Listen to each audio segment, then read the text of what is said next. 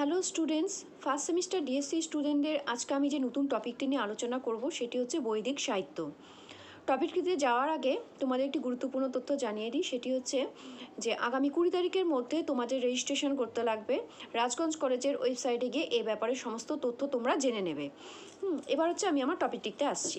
বৈদিক সাহিত্য আমাদের প্রাচীনতম সাহিত্য হচ্ছে বেদ। বেদের 4টি ভাগ আমরা সবাই জানি: ঋগ্বেদ, সামবেদ, যজুর্বেদ, অথর্ববেদ। এই যে বেদ, বেদ কথাটি এসেছে হচ্ছে সংস্কৃত বিদ ধাতু থেকে, যার অর্থ হচ্ছে কি জানা। আর বিদ ধাতু থেকে এসেছে বেদ, বেদের অর্থ হচ্ছে কি জ্ঞান।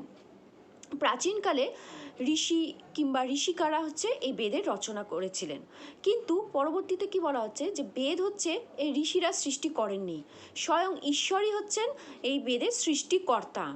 ঋষিরা ছিলেন হচ্ছে দ্রষ্টা।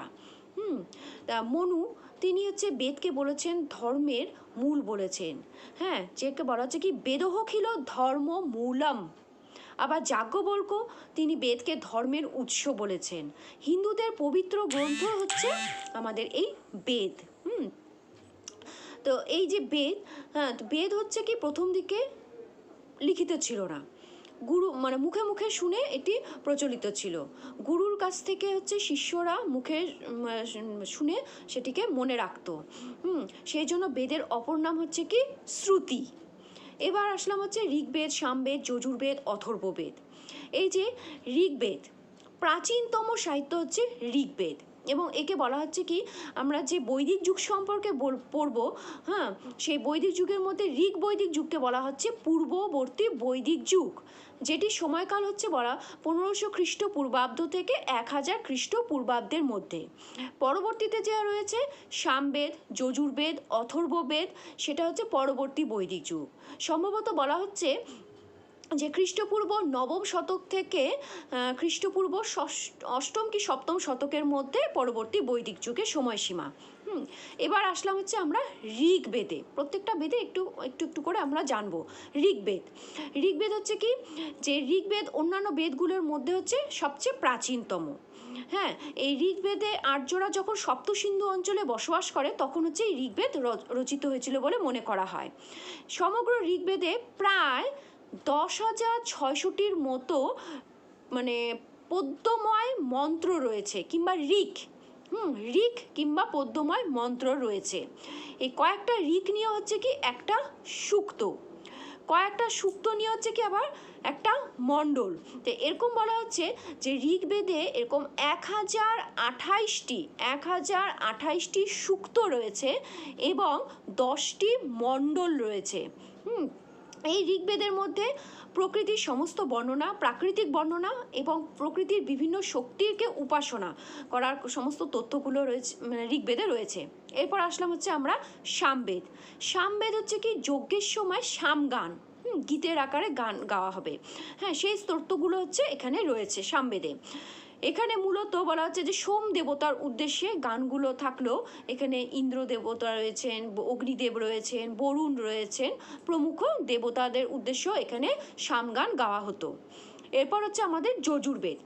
যজুর্বেদ হচ্ছে কি যে যাগযজ্ঞের সময় কিংবা বিভিন্ন অনুষ্ঠানের সময় হচ্ছে যে মন্ত্রগুলো উচ্চারণ করা হবে, মন্ত্রগুলো বলা হবে, সেগুলো সম্পর্কে হচ্ছে এখানে বলা হয়েছে।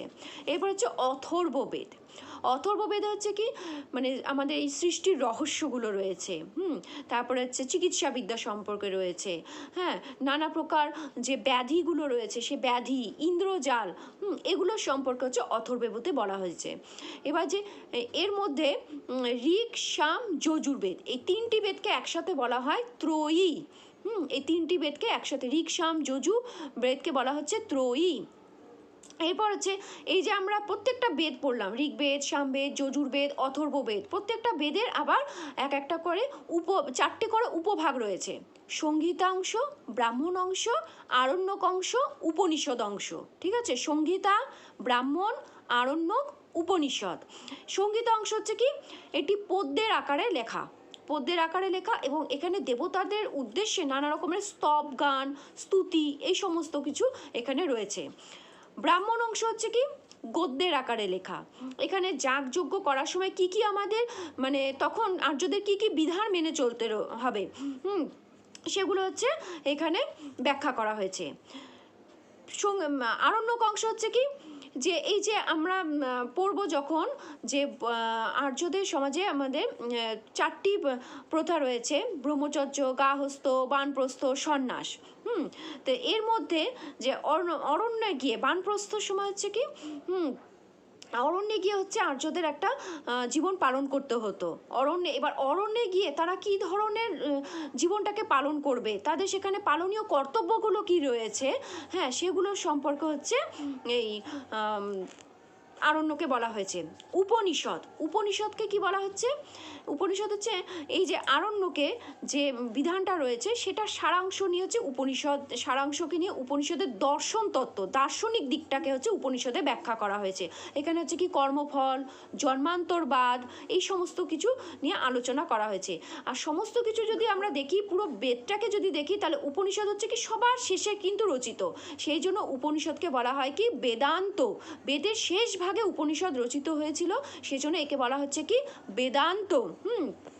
এরপর হচ্ছে এই যে বেদ, ঋগ্বেদ, সামবেদ, যজুর্বেদ, অথর্ববেদ, সংহিতাংশ, ব্রাহ্মণ, আরণ্যক, উপনিষদ, এই যে বেদকে শুদ্ধভাবে উচ্চারণ করতে গেলে বেদের যে স্বরবর্ণ রয়েছে, বেদের যে ধ্বনিগুলো রয়েছে, সেগুলোকে কিভাবে উচ্চারণ করতে হবে এই নিয়ে মানে ক্ষুদ্র ক্ষুদ্র গ্রন্থ রচিত হয়েছে, যেটাকে একসাথে বলা হচ্ছে কি বেদাঙ্গ। এই বেদাঙ্গের হচ্ছে কি 6টি ভাগ রয়েছে, ঠিক আছে, 6টি ভাগ। সেই 6টি ভাগ হচ্ছে কি কি শিক্ষা, ছন্দ, ব্যাকরণ, নিরুক্ত, জ্যোতিষ এবং কল্প। এবার শিক্ষা অংশে কি বলা হচ্ছে, যে যখন বেদ পাঠটা করব সেখানে কিভাবে আমরা বিশুদ্ধ উচ্চারণ করব বেদ পাঠের সময়, তার নিয়মগুলো এখানে লেখা রয়েছে শিক্ষা অংশে। ছন্দ অংশ হচ্ছে কি বেদের ছন্দগুলো বিন্যাস সম্পর্কে এখানে আলোচনা করা হয়েছে। ব্যাকরণ হচ্ছে কি ভাষার বিশুদ্ধ ব্যবহার সম্পর্কে ব্যাকরণগত দিকগুলো হচ্ছে এখানে দেখা হয়েছে।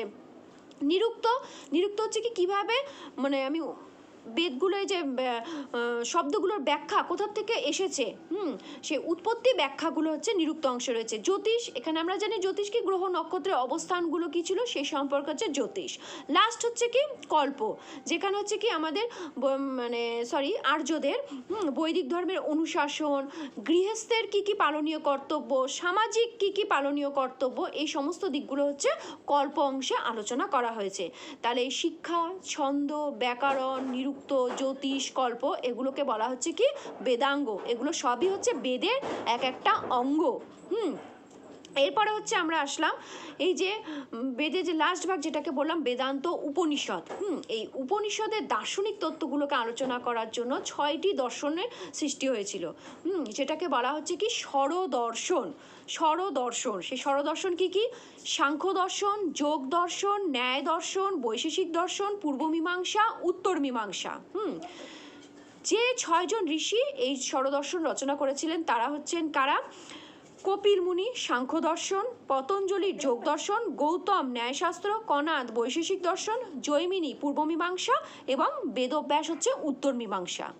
হ্যাঁ, এবার এই হলো ওভারঅল আমাদের বৈদিক সাহিত্য। এই বৈদিক সাহিত্য হচ্ছে প্রাচীন ভারতের ইতিহাসে একটি গুরুত্বপূর্ণ অধ্যায়। হ্যাঁ, এখানে হচ্ছে কি যে মানে এটি ভারতের যেমন প্রাচীনতম গ্রন্থ, আর যখন এই বেদ লেখা হলো তখন প্রাচীন ভারতের যুগটাকে বলা হতো প্রাগৈতিহাসিক যুগ। যে সময় হচ্ছে কোনো লিখিত উপাদান ছিল না, কেবলমাত্র প্রত্নতাত্ত্বিক উপাদানের উপর নির্ভর করে আমরা সেই যুগটা সম্পর্কে জানতে পারতাম। এই যখন বেদ লেখা হলো সেটি প্রাগৈতিহাসিক যুগ থেকে চলে গেল হচ্ছে ঐতিহাসিক যুগ, মানে লিখিত উপাদানের সূচনা হলো। ঠিক আছে, বেদ হলো হিন্দু ধর্ম ও দর্শনের প্রধান মূল উৎস।